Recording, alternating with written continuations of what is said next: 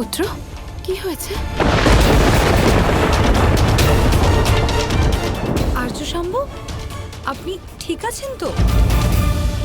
মা, মাথা ঘুরছে। আর্য শম্ভু!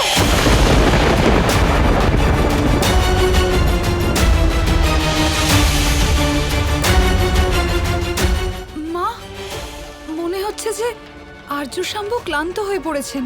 এইমাত্র এমন যন্ত্রণা সহ্য করেছেন। আমার মনে হয় যে আমাদের ওনাকে বিশ্রাম করতে দেওয়া উচিত।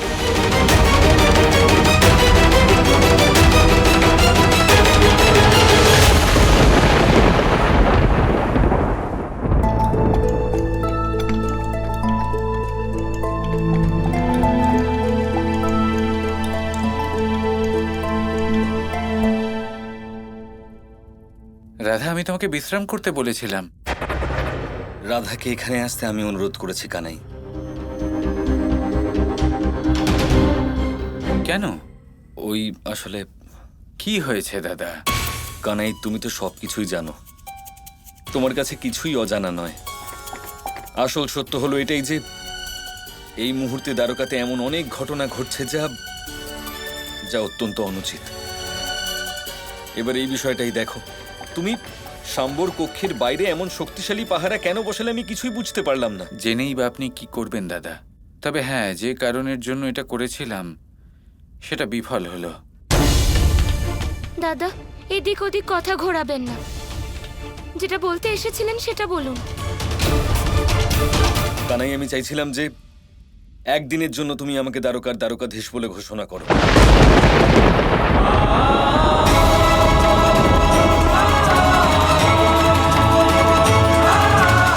কি হলো কানাই? এত কি ভাবছো তুমি? কিছু বলছো না কেন? কানাই, আসলে ব্যাপারটা হলো যে আমাদের নিষাদ শাল্যের রাজ্যে ছিল এতদিন ধরে। ওখানে নিশ্চয়ই ওই শাল্য ওর মনে বিষোদ্গার করেছে। সেই জন্য এই ধরনের অকারণ অনুচিত দাবি করছে কানাই যে আমি যেন একদিনের জন্য দ্বারকাধীশ হই। কিন্তু দাদা, এই দ্বারকা তো আপনারই। যা কিছুই আমার, তার উপর অনেক বেশি অধিকার আপনার। দেখতে গেলে আপনি দ্বারকার রাজা। দ্বারকাধীশ হলো একটা সম্মান, একটা উপাধি মাত্র, তার থেকে বেশি আর কিছুই নয়। আমি তো এটা খুব ভালো করেই জানি, কিন্তু সংসার কি এটা জানে? সংসার তো এটাই ভাবে যে দ্বারকা হলো দ্বারকাধীশের। আমাদের নিষাদ এখনো বালক মাত্র, ও এইসব জিনিস বুঝতে পারছে না কানে। যদি তুমি আমাকে একদিনের জন্য দ্বারকাধীশ ঘোষণা করো তাহলে নিষাদের রাগ শান্ত হয়ে যাবে। আমি আর কিচ্ছু চাই না কানে।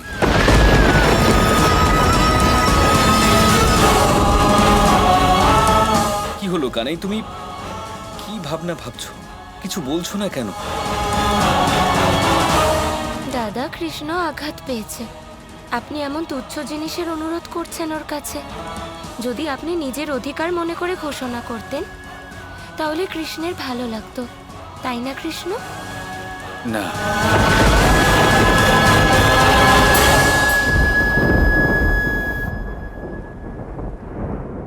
একদিনের জন্য দূরের কথা, এক মুহূর্তের জন্য দাদাকে আমি দ্বারকাধীশ ঘোষণা করতে পারবো না।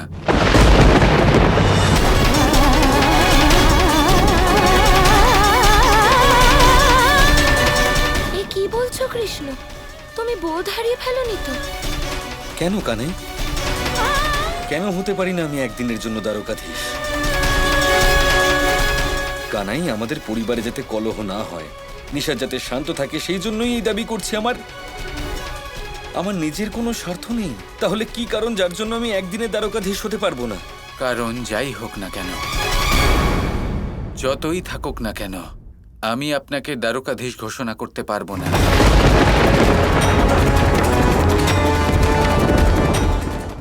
কৃষ্ণ, তুমি দাদাকে এরকম কথা কিভাবে বলতে পারলে? তুমি কি নিজের দাদাকে বিশ্বাস করো না কানাই? যদি তোমার মনে কোনো ভয় থাকে তাহলে আমাকে বলো কানাই। আমি কেন এমন আঘাত দিয়ে কথা বলছো আমায়?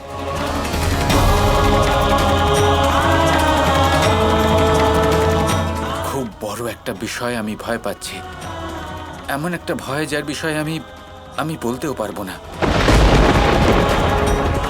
কথাটা মুখে আনাও উচিত হবে না, আপনার মনে যতটা বিশ্বাস আছে সেই বিশ্বাস জাগ্রত করুন আর আমার কথা শুনুন। আমি আপনাকে দ্বারকাধীশ ঘোষণা করতে পারবো না।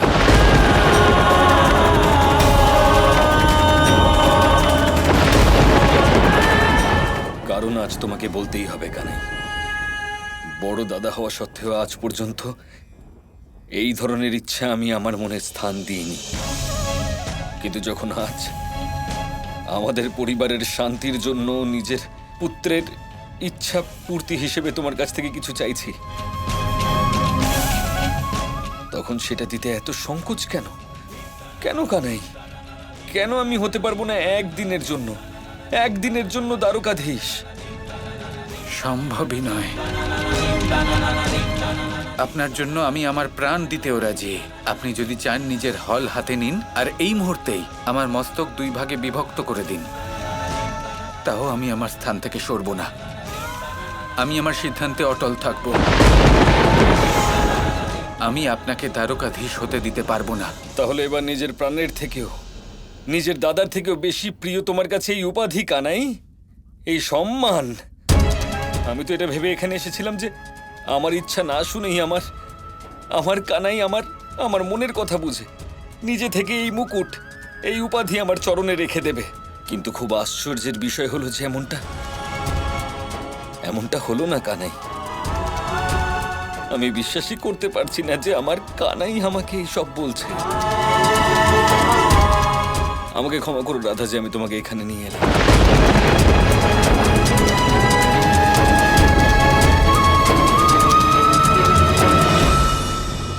কৃষ্ণ, কেন করলে তুমি এটা? কৃষ্ণ, উত্তর দাও, এমন কেন করলে? দ্বারকাধীশ হবার অত্যন্ত বড় একটা মূল্য দিতে হয় রাধা, একটা অত্যন্ত ভয়ানক মূল্য। আর আমি দাদাকে সেই মূল্য দিতে বলতে পারি না। এটা হলো আমার কর্মফল, আমিই সহ্য করব। কৃষ্ণ, এটা কি বলছো তুমি? এবার এমন কিছু হতে চলেছে রাধা, এমন একটা সময় আসতে চলেছে যখন অত্যন্ত ভয়ানক ঘটনা ঘটবে আর তা আমাদের নিয়ন্ত্রণের বাইরে চলে যাবে। সবাইকে শেষ মুহূর্ত পর্যন্ত দাঁড়িয়ে থেকে লড়াই করতে হবে। দাদাকে দ্বারকাধীশ ঘোষণা না করে আমি দাদাকে সাহায্য করেছি রাধা। না তুমি, না দাদা, না দ্বারকা, আর না এই সংসার জানে এবার কি শুরু হতে চলেছে। কি শুরু হতে চলেছে?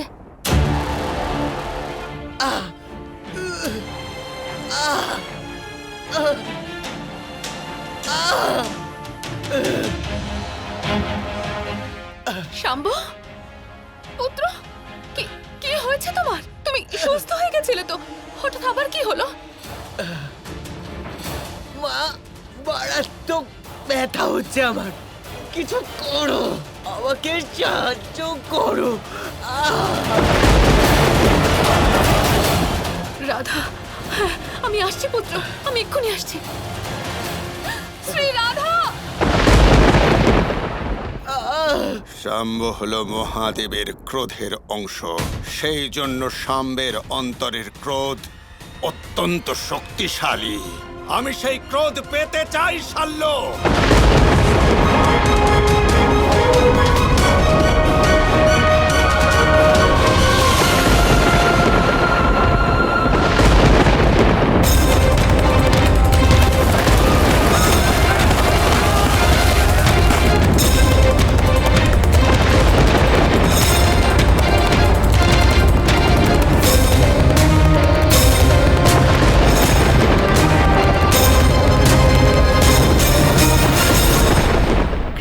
প্রকৃতি এমন হঠাৎ ক্রুদ্ধ হয়ে গেল কেন?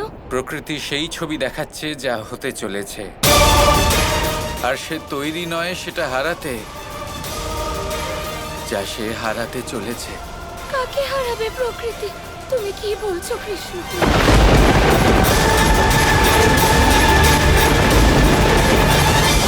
কৃষ্ণকে নিয়ে শাম্বের মনে যত ঈর্ষা, যত দেশ, যত ঘৃণা আছে, সেই সব আমার চাই। কৃষ্ণ কৃষ্ণ কৃষ্ণ কৃষ্ণ